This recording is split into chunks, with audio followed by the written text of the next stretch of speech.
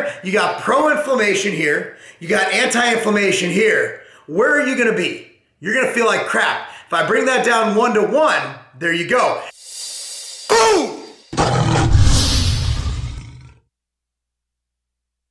Boom! What's up, everyone? Marc Lobliner, TigerFitness.com, CEO, MTS Nutrition. This question is taken from Facebook.com/Marc Lobliner, my fan page, the verified one. Make sure you go there. If you ask a question here and I answer it on YouTube, then you get yourself a free 5-pound tub of MTS Whey. This one is about fat. Fat was vilified in the 80s and 90s, causing a huge rise in type 2 diabetes, metabolic syndrome, and just all around being fat as fuck. Now, we've kind of gone over that and we've kind of debunked that ad nauseum. Fat does not make you fat. What makes you fat is an overconsumption of calories, be it from fat, protein, or carbohydrate. At the end of the day, calories out, AKA thermodynamics, are the main predicator, the main component to fat loss or fat gain. So this question comes from Seth Trzynski, and I know I pronounced that right because I'm a Polak. The difference between omega-3 and omega-6 fats, and what is better for fat loss?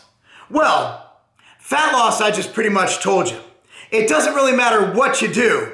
If you're hypocaloric, your body will lose more fat. However, we're gonna look beyond. We're gonna look beyond fat loss.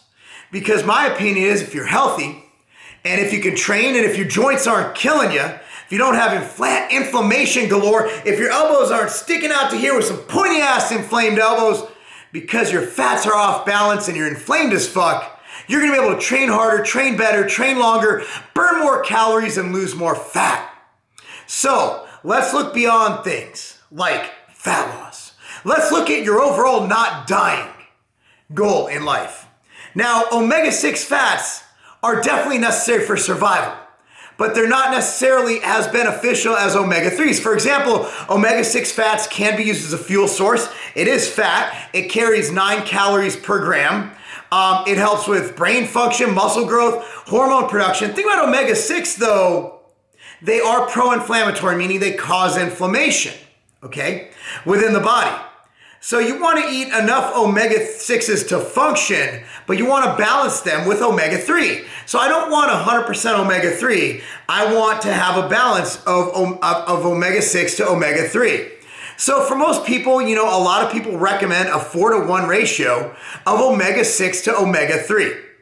Now, the average American eats a ratio of about 20-to-1, omega-6 to omega-3. You see the problem there? You got pro-inflammation here, you got anti-inflammation here. Where are you gonna be? You're gonna feel like crap. If I bring that down 1 to 1, there you go. And also omega-6 and omega-3, you can only get so much of each where they have their benefits. So you can't just go and say, I'm gonna eat a ton of omega-3s, it's gonna offset the omega-6. It's all about the balance, not exactly the amounts. So if you're getting a 20-to-1, no matter how high your omega-3s are, you know, there comes a time where you're just gonna gain fat.